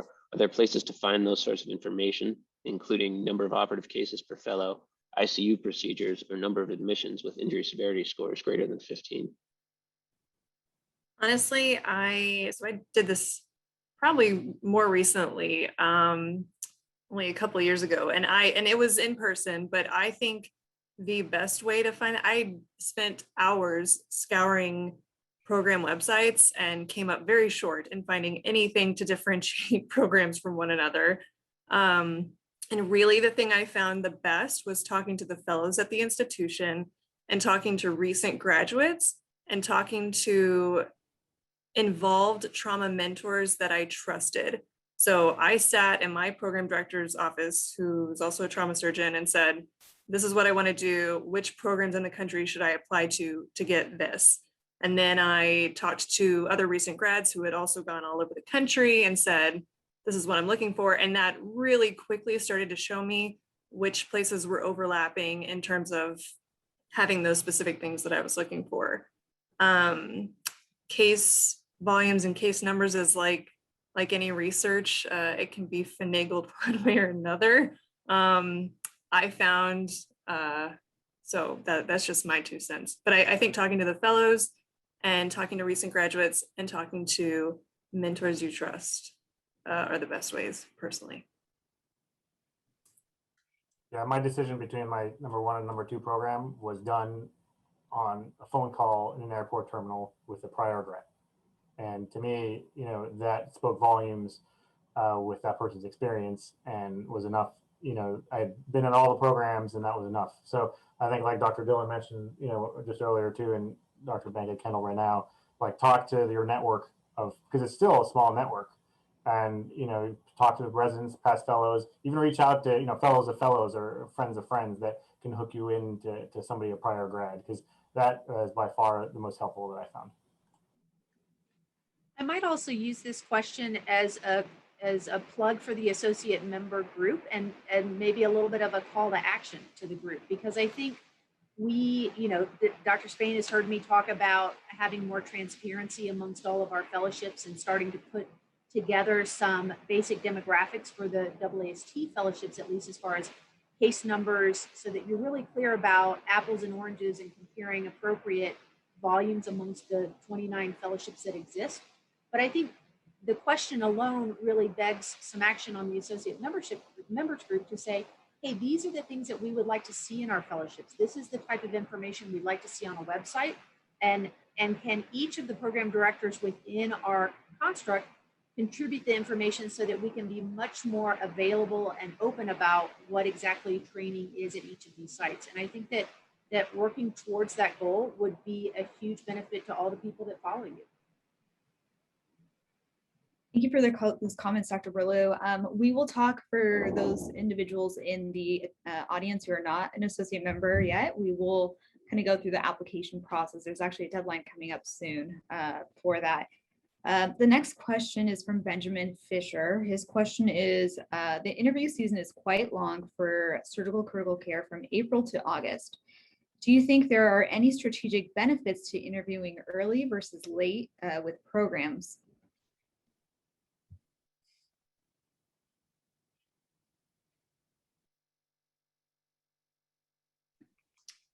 I mean, I don't think there's any strategic benefit that I can think of. It's just similar to, when you're interviewing in person, those first couple of interviews that you do, you probably have to get the jitters out a little bit and, you get used to answering, asking your questions, or, just get used to the format and stuff. And so,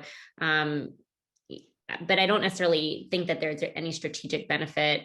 All programs interview at different times. Some programs I know don't even look at their applications until June and offer interviews, only in July and August. And so it just varies significantly. I would just go with, you guys are all in residency still. You have exceptionally busy schedules. If there's a program that you want to interview at and you have that date open and they're offering it, I would just go ahead and book it. But I don't necessarily think that there's an advantage one way or the other. And then, like we had talked about, and then once you, do all your interviews and you want to go back and then do a second look, you can reach out to those programs. I totally agree. The timing is completely random, and I'm not sure it has much impact. We don't even start our first interview day until the end of June. So go when you can. Agree. Great. So we've got a few more questions. Next question is, what are other critical questions to ask during an interview other than what deficiencies we have in our training and in the program?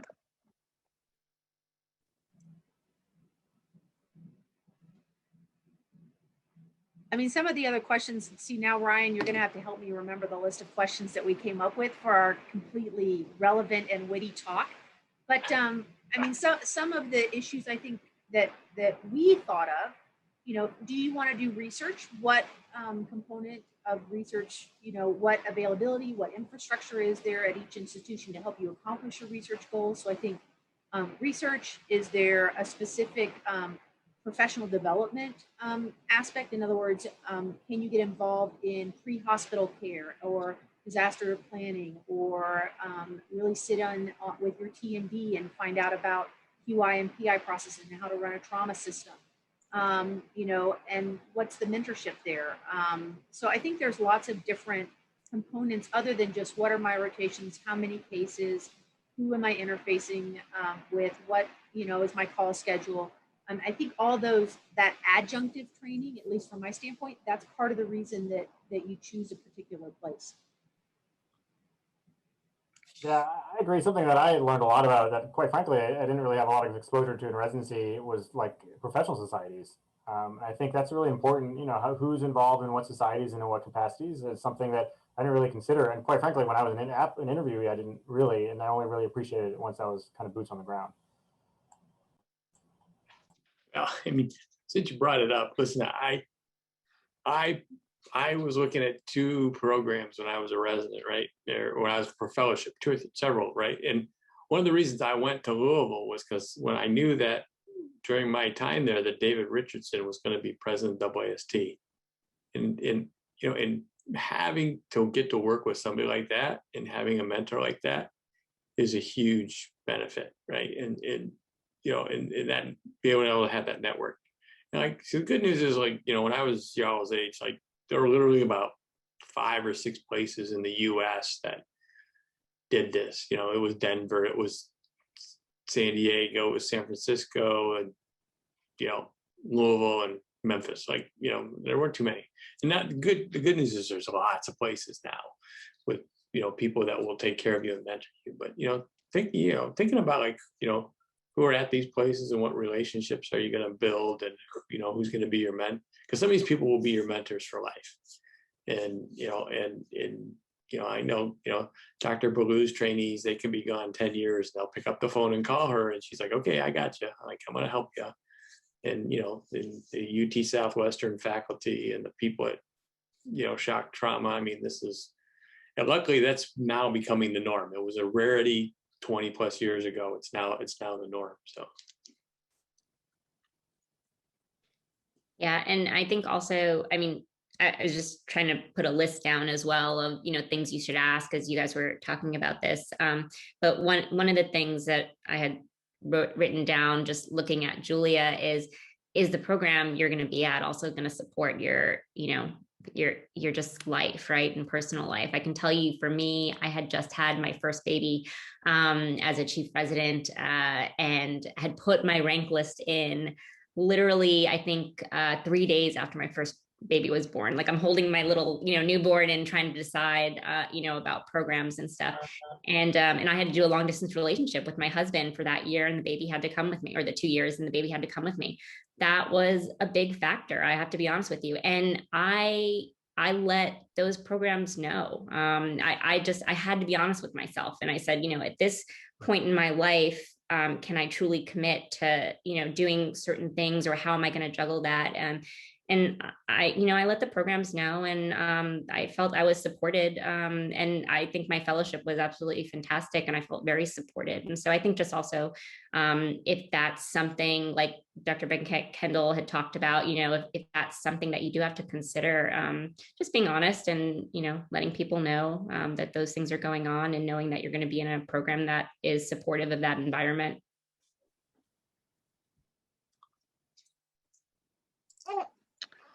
Great. So I think in the interest of time, things have been a little different than we anticipated for tonight because of some technical difficulties. So we're going to move on to concluding, and I will say that the everything from tonight will be archived, and so you'll be able to see the presentations that were put together, as well as there will be an opportunity to get to unanswered questions. In the chat box, there's an email you can send questions if they haven't been answered. We want to say a thank you to everyone that attended, and in particular to our panelists. Dr. Spain, Chiu, Dr. Burlew, Godat, Benken-Cadell, Dumas, Daltz, thank you so very much for your precious time tonight and the opportunity to speak with you about questions for the fellowship process. Next, we're going to segue into how to join as an associate member. So again, a quick plug: if you are not associate members, we highly encourage you to join. Our application deadline is July of this year. I just have to say, this is such a unique opportunity. And I think a lot of us kind of going through residency, we've always thought, you know, when can we start getting involved with AAST? And being able to do what we do now as an associate members it's incredible. There's a lot of educational opportunities you can engage in, networking. I think I can speak on behalf of Julia and Kovi that as residents, being able to do what we are able to do now, it's really quite something, and something that I encourage all of you guys to do. Again, associate membership applications, if you're a surgical resident, a fellow, or a junior faculty, you can apply. Our deadline is July 1st, 2021. If any of you guys have any questions about the associate membership, you can also reach out to us offline regarding the organization. And then in terms of how to apply, Kovi will go over this briefly. And I will just put in a plug, as Dr. Burlew had mentioned, the idea of a membership directory where this network really helps with questions like doing deep dives into fellowships. We have a directory up that provides background regarding where all of our associate members completed fellowships. So just a great opportunity as well. But the website is part of the AAST website. Click on the associate members information, click down on apply now. And you should be able to go from there. Great, well, thank you all so much for joining. We hope this was informative. We welcome any feedback that you have about how to improve these town halls in the future. And again, please email any unanswered questions and we'll be sure to get answers out to you. Thanks again, and a big thank you to all of our panelists and speakers. Thank you. Have a good night.